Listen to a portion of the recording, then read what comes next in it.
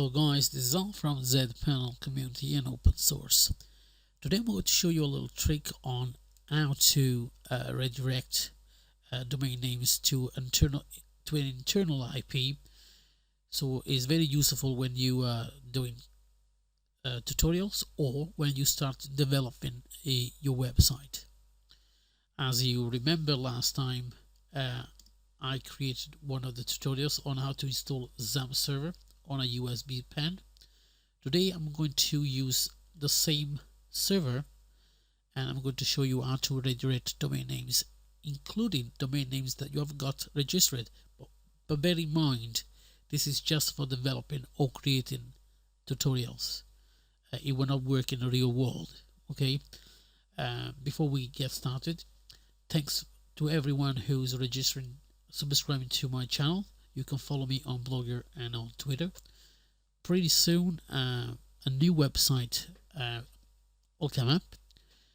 At the moment I'm building it. I bought the new domain. Soon I will unveil all of it.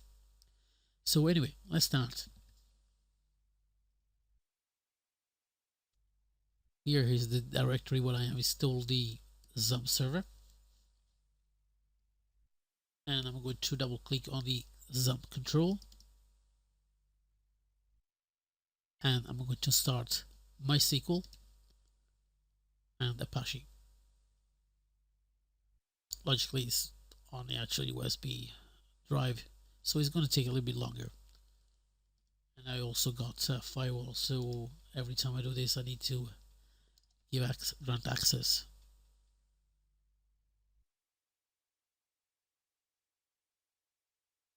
Here we go. Everything's ready. So I'm going to minimize that. Now, as I said, this is the directory. In that directory you find the HD docs, as you can see here. Now here I got several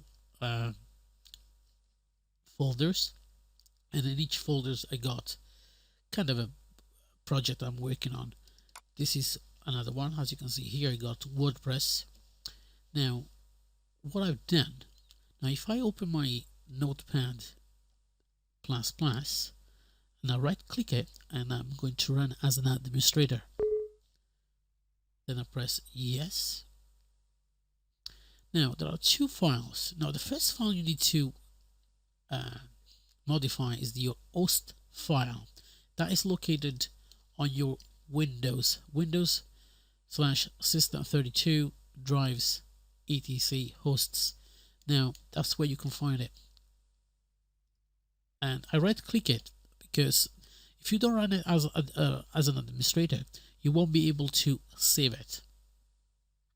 Now I'm going to show you again. Is open, and as you can see it's on C, Windows system32 drives etc, and that is the file you want. Now the second file you want to open is located on the actual pen. Logically the drive will change. I'm going to computer, double click on the F. In this case it's going to be on this part of it, Apache. Now it's going to be on configuration, extra, and this is the file that you want to load, httpd vhosts.conf. I'm going to maximize it. Now this is the first part. I'm going to explain this in a second. This is what you need to add. Okay, now here you need to create virtual hosts, as I have done it here, as you can see it. Alright, I'm running, for example, trust.me, shop now, shop it, mail me, or me, football me, social me, and as you can see I got two of them, but these two different things I'm running. But anyway, now let's say I want to create a website and the server. What I'm going to do, once you are on this file here, httpd vhosts, I'm going to, just to make it easy, I right click, select and copy. Then I press enter. I like to have one space, and I'm going to paste it. Now let's say I want to run a new domain and I want to install a copy of I don't know, WordPress or any website you want really. And I'm going to start with the actual domain. I'm going to just make up one of it. I don't know. Let's say I want to make up with TOTOT and dot, I don't know, .com. It could be dot, anything you want really. Let's say .com. Then I'm going to copy, and for the server alias I'm going to do exactly the same thing, and I'm going to paste it.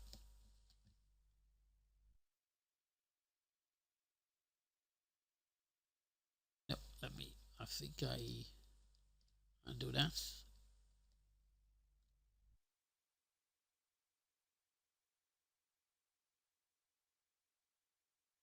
That's it. Now I'm going to do exactly the same here. Rather than do that, I'm going to do it manually. TOTOT.com. Now here is where is located all the files. Now go back to htdocs. As you can see, this is all the files. I'm going to create a new one, new folder, and I'm going to call it, I don't know, let's say website. And this is where you can change here. As you can see, is webserver, htdocs, and now we create a new one as webserver.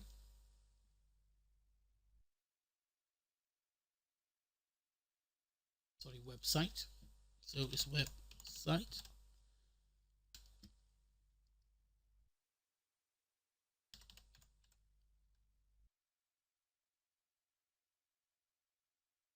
And I'm going to save it. Here, I'm going to create another one, another entry.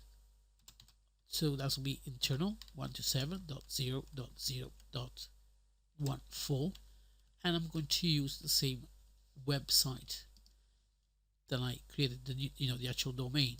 So I'm going to copy that, and I'm going to paste it, and I'm going to save it.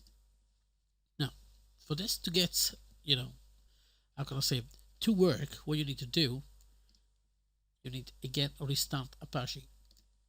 So I stopped and I restart again. There we go.